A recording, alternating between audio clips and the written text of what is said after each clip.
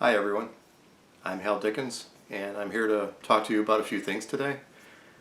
Some things you may not know about me in case you're curious, and I wanted to show you some things.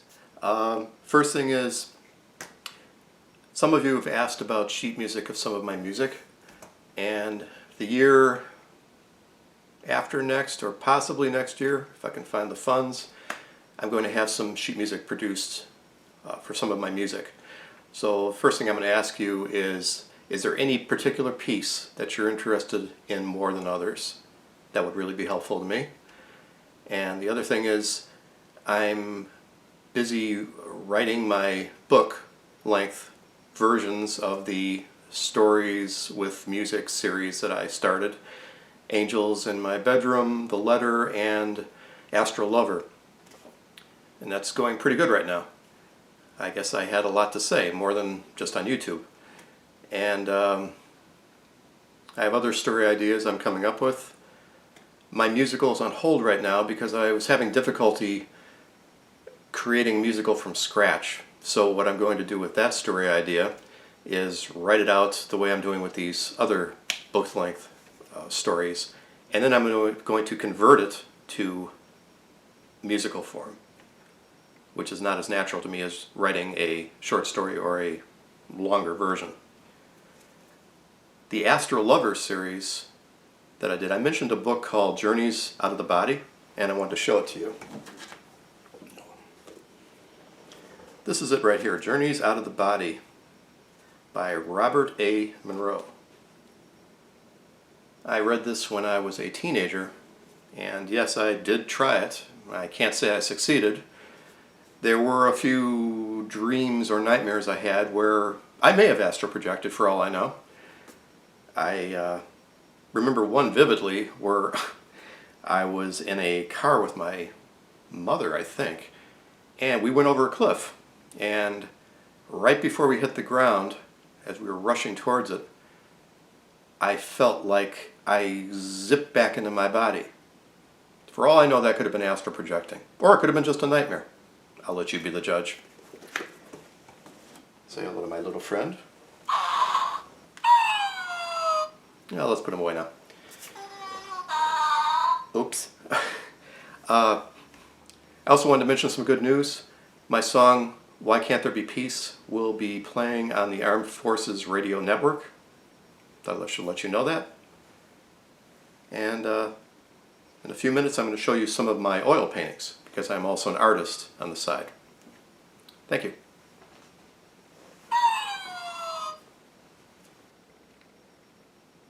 So I'm showing you some of the oil paintings that I kept over the years that I did. These are from the early mid-2000s. Here's Errol Flynn and Olivia de Havilland in The Adventures of Robin Hood.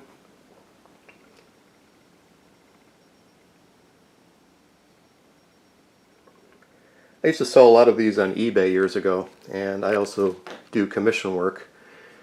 Here I used a background from the Disney movie Fantasia, and I added a tiger in the middle. These are my two biggest paintings. They're sitting on top of my couch. Here's the castle from the movie Here's the castle from the movie Abbott and Costello Meet Frankenstein. Here's the cover of a romance paperback that I did as an experiment. I didn't do a very good job on the guy's flesh tones here. When I was doing a lot of painting, I tried to pick a scene or a photo where I could show the emotions of the character's eyes. Obviously I like the ferocity in the Wolfman's eyes here, and the kind of look of, I don't know what you call this, Lon Chaney from an old silent movie where he played a clown. I can't explain what kind of look this is, but I liked it. And here's Christopher Reeve as Superman.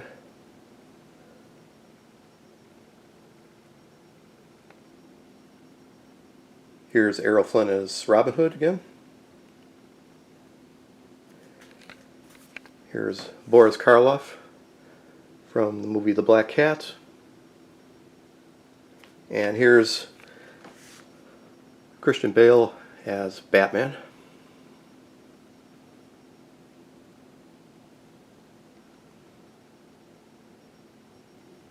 Here's a scene I did from the movie, Here's a scene I did from the book Go Dog Go by P.D. Eastman, one of my favorite childhood books. And this is when I called myself Haunted Hal. I used to have a website. It's at hauntedhal.com, but I don't anymore. And I'm sure anybody who's read this book remembers this great scene of all the dogs lying in bed.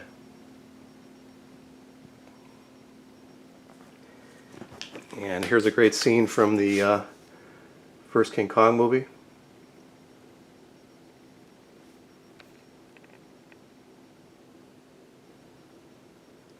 And I think this came off the cover of a book, but I love this picture of the tiger I did. I had to keep this one. I love those eyes. And Peter Jackson's King Kong movie, I really enjoyed the main character and his eyes particularly, and the emotions that this movie displayed.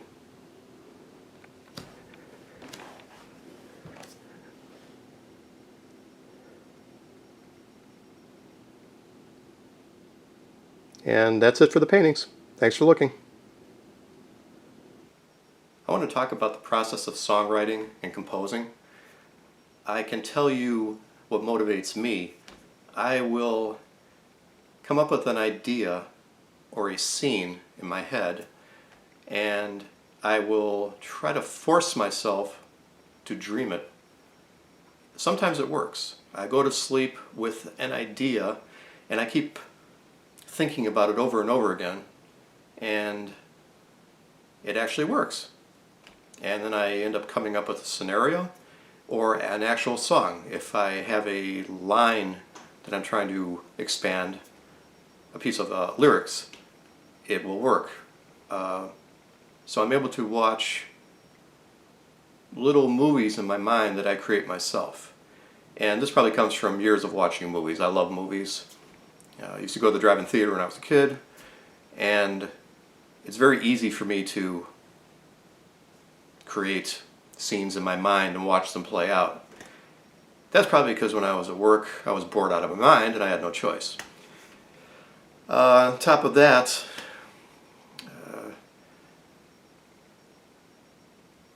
sometimes I will think of an intro to a song. For instance, my song, Are You My Angel? I came up with the very beginning of the piano part, and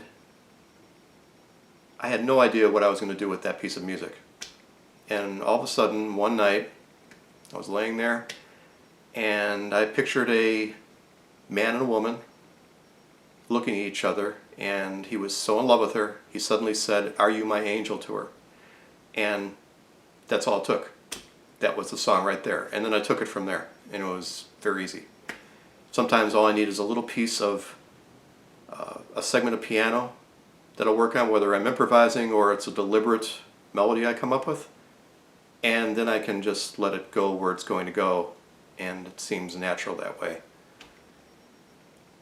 I don't seem to be able to force myself to create music. It has to come to me. Sometimes when I don't do it for a few days or a while, it starts to build up inside me. I'm sure you've all experienced this. I could be in a grocery store and suddenly a melody will pop into my head for no reason at all. And sometimes it's frustrating because I don't always have a piece of paper with me to write down the notes that I've just heard. I've forgotten a few melodies. I remember once in the car once I had a great one, and I have no idea what it was now because I couldn't remember it after I made the mistake of turning on the radio. And then I heard another song that erased what I had. So I'd like to know, what is the process you go through? I'm just curious. How do you operate? Are you motivated by something or moved by something? Is it a mood that you're in? I know I write some of my best music when I'm sad, for some reason. I feel like my emotions come out more. They're more naked and raw. Or when I'm angry. When I first started doing this 4 years ago, I was pretty upset about something going on at work. And I was so angry and hurt that I wrote my first song, You're the One for Me. Just sat down one day and just wrote it, and then I wrote the lyrics. And then I went from there. I have a lot of trouble sometimes doing this when I'm happy, for some reason. I'd like to know what motivates you. How do you create music? You just sit down, you start improvising? Is it a deliberate process? If you're a songwriter, do you write the lyrics first? Do you write the music first? Or what do you do? Or does it all come together all at once? So, being curious, please let me know. I also would love to know, do you also see things in your mind? Do you create your own little movies like I do? I think it's really interesting what moves all of us to create music. And all of you are incredible out there. And which brings me to the last thing I want to say. I am very grateful for all the comments and the likes and the attention you've given me in listening to my music, and I really appreciate it. You're like a second family to me, and I mean that sincerely. I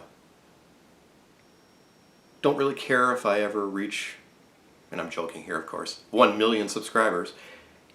It's not how many subscribers you have, I've found out.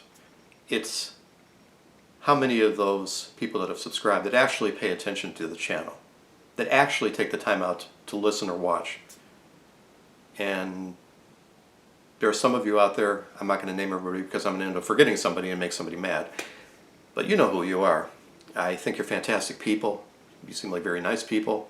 I feel like I know you better, some of you, than I know people here. So I just want to say thank you. And I'll probably make another one of these videos where I show my face around Halloween time.